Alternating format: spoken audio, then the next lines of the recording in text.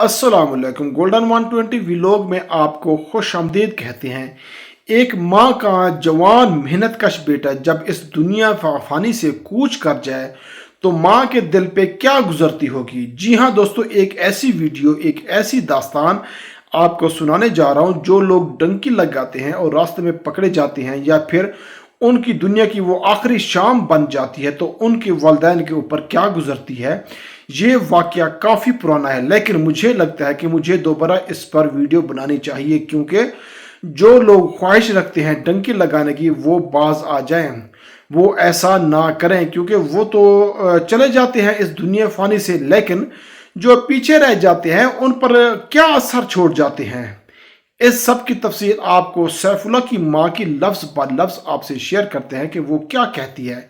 सैफुल्लाह की माँ का कहना है कि डंकी से यूरोप जाने का ख्वाब, पाकिस्तान में भूखे रह लो लेकिन डंकी ना लगाओ।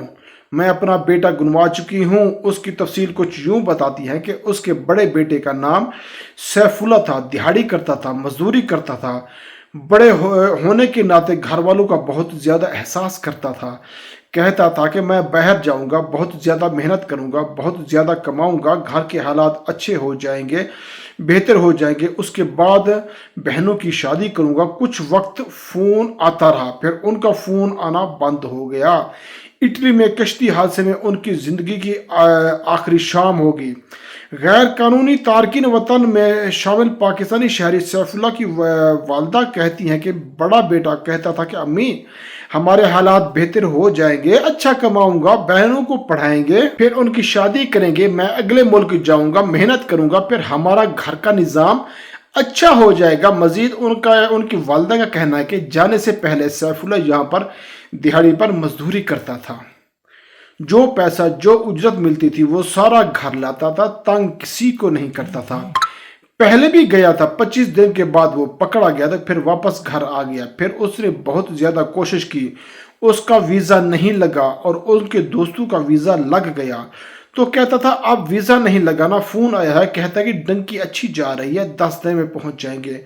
वालदा का मजीद कहना है कि इस सफ़र में सैफुल्लाह पैदल भी काफ़ी सफ़र किया, गाड़ी में भी सफ़र किया। फिर कहते कि अम्मी मेरा जूता टूट गया था, थक जाता था, तो मोबाइल पर फ़ोन पर करता था। वहाँ वैसे कहता था कि मैं खुश हूँ, खाना मिल जाता है। सैफुल्लाह की जानिब से भेजी जाने वाली आखिरी वीडियो को याद करते हैं।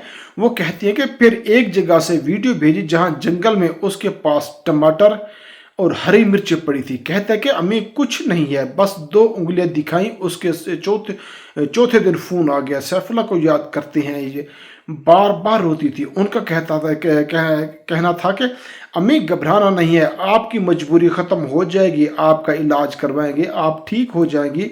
बेटे को भेजने के वक्त को याद करते कहती हैं कि लड़कों ने, दोस्तों ने मशवरा किया कि ये मनसूबा बना लिया, मुझसे मशवरा नहीं किया। उसने कहा कि कुछ कपड़े रख दो। मुझे समझ नहीं आया कि कैसे मैं उसकी बातें मानती चली गई। कहती है कि बेटे ने कुछ नहीं बताया। जब पहली डंकी से वापस आया कहने लगा गाड़ी का टायर पंचर हो गया था, वापस आना पड़ा, हमें तो पता ही नहीं था, उन मुल्कों के नाम भी नहीं आते। आखिरी दफ़ा उसने मुझे कहा था कि अम्मी या मैं कारों में मिलूंगा या फिर मैं अखबारों में मिलूंगा। सारे दोस्त चले गए हैं, मैं भी चला जाऊंगा। अपने बेटे को खोने के बाद वो कहती हैं कि सबको ऐसे सफ़र का ख़तरा मोल लेने से मना करती हैं, रोकती हैं। कोई भी शख्स, कोई भी बेटा ऐसे सफ़र ना करे। मुझसे अगर कोई पूछता है कि तो मैं कहती हूँ कि भूखे रह लो, पाकिस्तान में रह लो, डंकी ना लगाओ। मैं अपना बेटा खो चुकी हूँ, मेरा बेटा चला गया, मेरा दिल इतना डर गया है कि कोई भी जहाज पर भी ना जाए। आधी रोटी खा लो, मुझे देखो, मैं अब रो रही हूँ। मेरा 21 साल बेटा सैफुल्लाह अब हमारे दरमियान नहीं है। डंकी नहीं लगानी, महंगाई है, गुजर मुश्किल है, कोई मसला नहीं है, लेकिन बेटे ऐसे बड़े नहीं होते, बहुत मेहनत करनी पड़ती है, बहुत कुछ सहना पड़ता है।